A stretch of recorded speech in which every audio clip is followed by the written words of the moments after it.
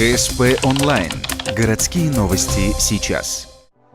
В гуманитарно-педагогическом лицее наградили отличников тотального диктанта. Эта акция прошла впервые в Ухте в 2014 году. С того момента стала традиционной. В прошлом, 2016-м, обширную проверку знаний прошли 412 горожан.